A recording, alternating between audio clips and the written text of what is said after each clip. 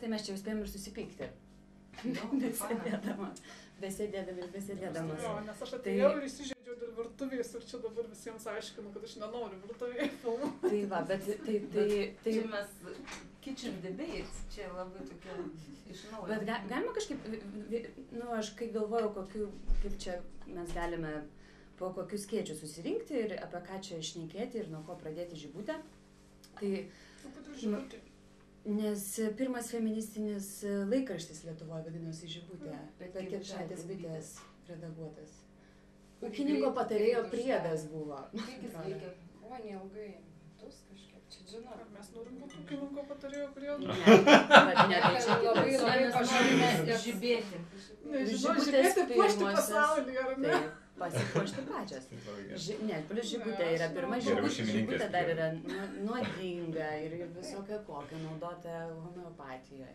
Tai čia apie tos pavadinimus, tai čia jūs dekonstruoti galima iki begalybės, bet aš norėčiau tokį klausimą užduoti, su kurio kaip ir aš pakviečiau susirinkti šitam pasifilmavimui. O klausimas maždaug yra toksai, ką asmeniškai, kuo tau asmeniškai artimas feminizmas? Arba kodėl save laikai feministu arba feministą? Tai gal tu pradėk, kadangi tu jau turėjai daug galimybių papasakoti apie traumas, tai gal tau kristalizavosi toks išbaigtas atsakymas. Man tai iš tikrųjų labai sudėtinga atsakyti tą klausimą, pavyzdžiui, kodėl aš save ten laikau ten feministė ar kaip, nes tas tarsi, kada tu jau pradedi save laikyti, tai tas taip suauga su tavim, kad tau yra sudėtinga pasakyti, kodėl, nes tai yra, tarsi neatsiejama tavo asmenybės dalis ir dabar, kaip ir bet kokį kitą niuansą iškrapštyti ir pasakyti, kodėl, tai yra sudėtinga, bet jeigu taip, paklaustų, kodėl aš, kaip aš galvoju, kodėl aš turiu teisę viešai pasakyti, kad aš esu feministė, tai aš manyčiau, kad vis tiek feministė tai yra tokia moteris ar toks žmogus, jeigu tai yra vyras, kuris daro kažką tai, kad struktūriniam lygmenį būtų keičiama ta egzistuojanti tokia patriarchalinė tvarka ir nežinau, kad tos lygybės būtų, ar tos harmonijos būtų daugiau, ar dar kažkokie tai dalykai. Kita vertus, kitaip aš galbūt pasakysiu, kad būtų aiškiau, kad jeigu yra daroma kažkas tai, grinai asmeniniam lygmenį, kas struktūriškai paskui nepaveikia tos situacijos. Pavyzdžiui, kaip mums sako, mums reikalingi tokie moterų pavyzdžiai, kurios daug ką pasiekia gyvenime. Tai jeigu jinai pasiekia gyvenime, ir tai yra jos vienintelis pasiekimas, ir po to jinai nepraminė tako, nepakeitė kažko tai, kad paskui kitom moterims nereiktų vėl ten per tos pačius brūzginus ten krapštytis, brautis ir taip toliau, tai jos veiksmo aš nevadinčiau feministiniu.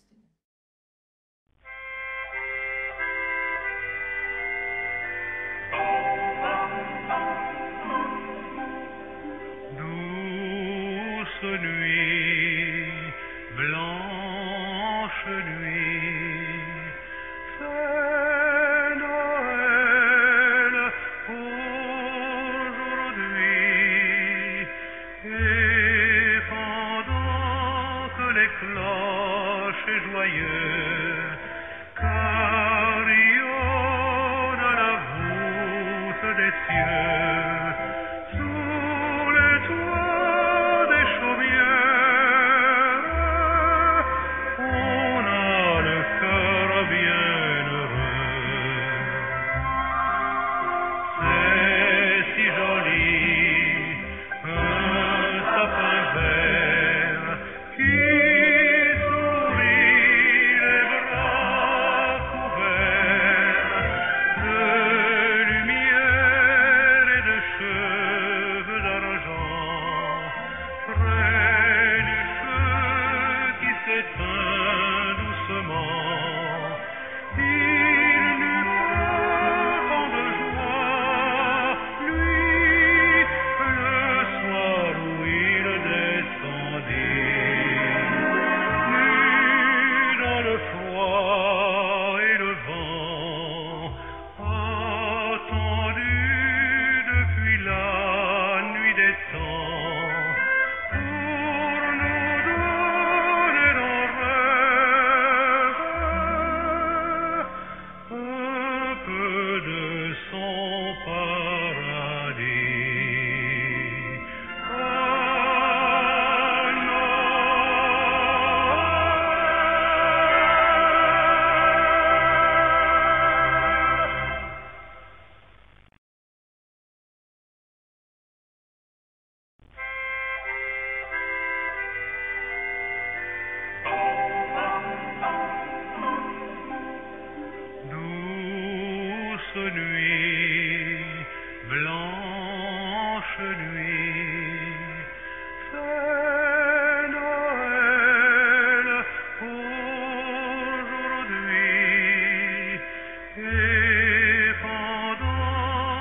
des cloches joyeux, carillonnent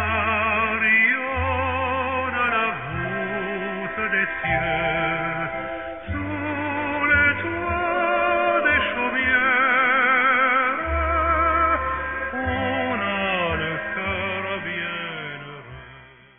Aš atsimenu, kaip aš nuo darželio laikų jaudinausi, kad nemoku aukštų balsų spiegti, kaip visos tos gražios mergaitės, nes tuo metu buvo labai populiarus žaidimas Vasilisos ir Ivanuškos.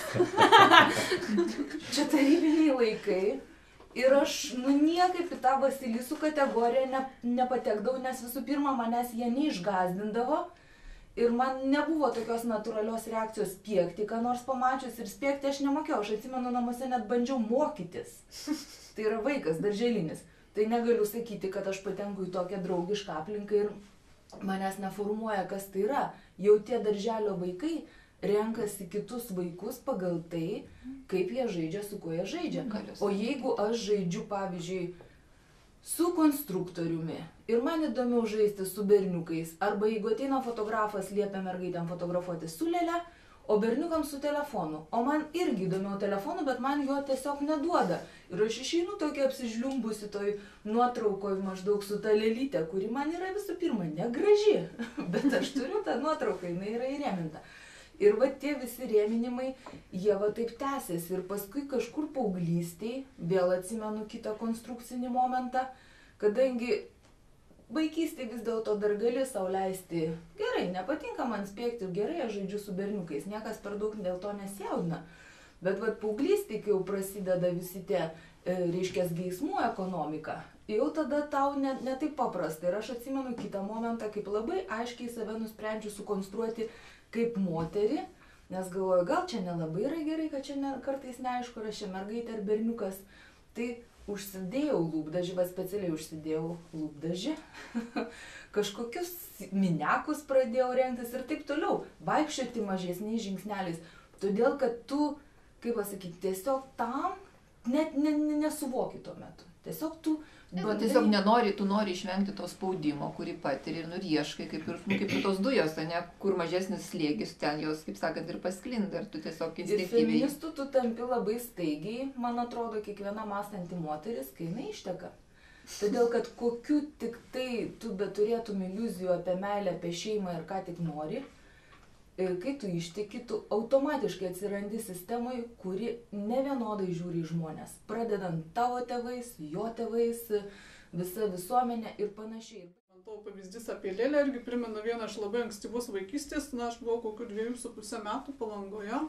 Ir, šiaip manęs niekas neversdavo namuose žaisti su jokiais man nepriimtinais žaislais, tiesiog galėjau rinktis, ką noriu, bet ten mes nueinam pas fotografą, mama nuveda, ir didžiulė tokia dėžė žaislų, su kuriais vaikai fotografuojasi. Aš pasiimu tokį žydrą zuikį, plėšinį didelį, o fotografas jį iš manęs atima, prieš tai pasakęs, kad gali pasirinkti, pasiėm. Jis atima, sako, ne, čia šitas netinka ir man paduoda lėlę, aš ją metu lauką. Bet jis vis tiek atima ir taip iš kokio 3 karto įbruko tą lėlę, paaiškinęs, kad tinka ir greitai nufotografavo ir po to tą nuotrauką dar esą kaip labai gražiai įdėjau į vitriną. O man buvo tokia, gal pirmas tokios sąmoningos kažkokios bjaurios prievartos patyrimas, kad gal kodėl man dabar jį turėtų tikti, man jį nepatinka, aš jos nenoriu, aš iš viso nemėgstu lėlių.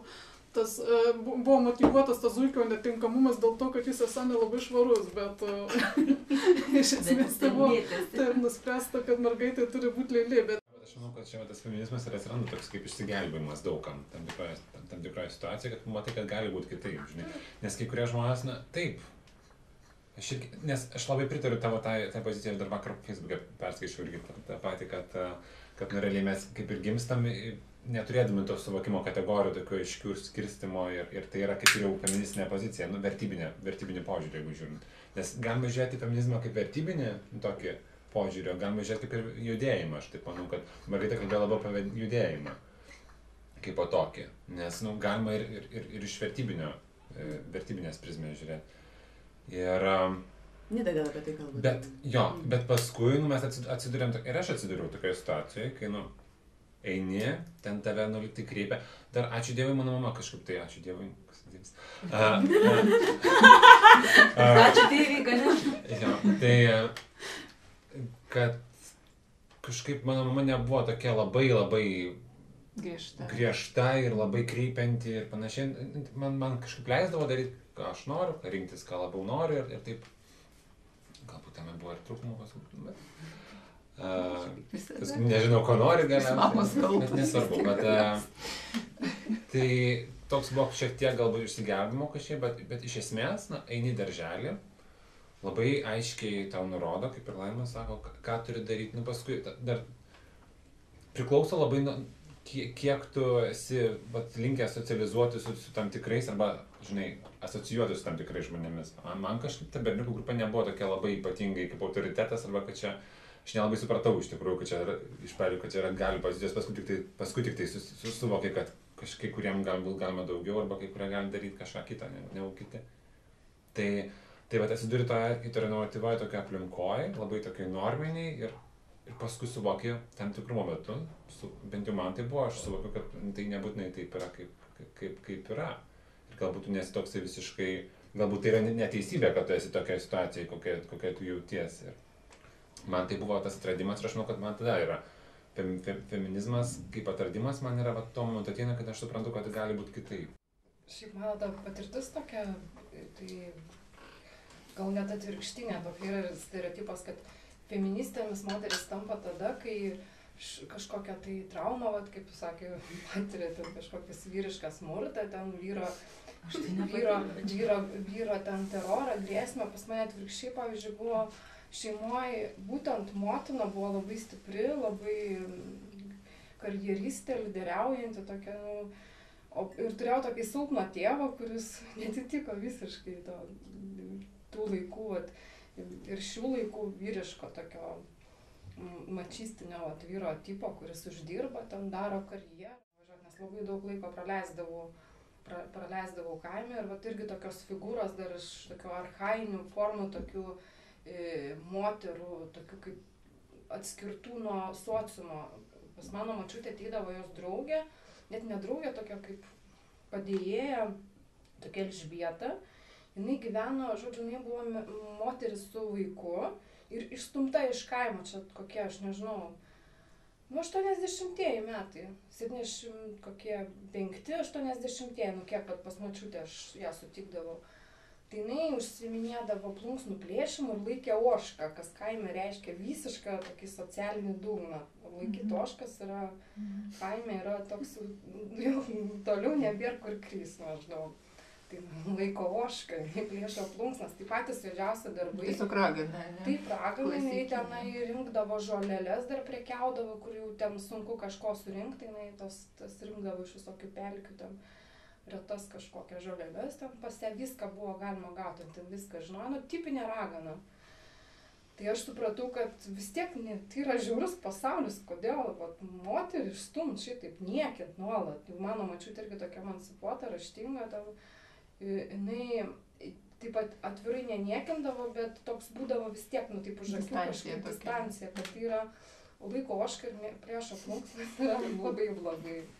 Prasme, ir buvo gąsdinama nuolat, kad nepastot taip be šeimos, nes bus kaip tai Elžbietai. Maždaug tu ten. Ir paskui gimė dukra, norėjau dėti vardą Elžbietą. Jėzus, sako, tu ką? Šitą Elžbietą čia negalima. Močiutė ten, žodžiu, griežtai užprotestavo, nes tai tokia realybė buvo. Ir čia visai nesenai tokia. Mane iš ties žavi tai, kad feminizmas iki šiol turbūt išlieka turbūt ryškiausių pavyzdžių tokio judėjimo, kuris visuomet sugebėdavo save kritikuoti ir tai iki šiol vyksta. Ir feminizmas visada nuo pat pradžios jisai buvo tokia erdvė, kurioje nuolatos iškildavo permąstymas privilegijos klausimų. Staiga visuomet suprasdavo, kad mes čia šnekam apie moterų teisės, bet žiūrėkit, mes visos vien tik tai išsilavinusios moteris. Arba žiūrėk, mes čia toliau šnekam, bet mes esam vien tik tai baltos moteris. Arba šnekam toliau ir žiūrėk, mes visos esam iš viduriniosios klasės su pajamom gerom. Ir tai iš ties apie ką ypač šiais laikais šneka feminizmas ir tie žmonės, kurie, nu ir vėlgi nėra taip, kad kažkas yra feministas, feministė ir daugiau nebelieka kitų tapatybių, yra visuomet ir kiti sluoksniai, kiti klodai, bet tai, tarkim, tie žmonės, kurie mane įkvepia, kuriuos aš žiūriu, skaitau, ar tai vizualinius menus darantys žmonės, ar tai žmonės rašantis, ar grožinę literatūrą, ar akademinę literatūrą. Mane tikrai labai įkvepia tas nuolatinis permąstymas savo padėties ir žiūrėjimas, kad tu staiga netaptum, kad galbūt, kaip sakoma, gal ir bekovodama dėl tų teisių, dėl tų pokyčių, kad galbūt nuolat turi tokio būti tarsi budėjimo stadijoje ir žiūrėti, kad bekovojant, kaip sakoma, nesusicentruotum į save ir čia yra tas solidarumas, apie kurį tu Margarita, šnekėjai pradžioj, kad tai nėra vien tai, kad aš čia esu moteris ir jeigu aš tapsiu prezidentė, tai viskas bus labai gerai ir mes matom mūsų šaly kokią situaciją, mes turime moterį prezidentę, bet jinai niekada nieko konstruktyvaus šiaip jau kaip ir nedarė, nei dėl atlyginimų klausimo, nei dėl moterų užimtumo, nei dėl socialinių garantijų. Ginant ją, galim sakyti, iš tikrųjų nemažai padarė dėl to smurto įstatymo, tai čia buvo tas, bet... Taip, bet, kaip sakoma, ryškesnių pareiškimų... Niekada nėra gana, arba jinai irgi... Čia atsiverčiau pirmą pasitaikiusią citatą ir galvoju, šventa tiesa. Moteris autentiška tik tiek, kiek ji užsikonservavusi savo vaikystėje. Čia, aišku, kritiškai rašo apie tam tikrus lūkesčius, ko tikisi iš moters. Iš tikrųjų, čia Salomėja.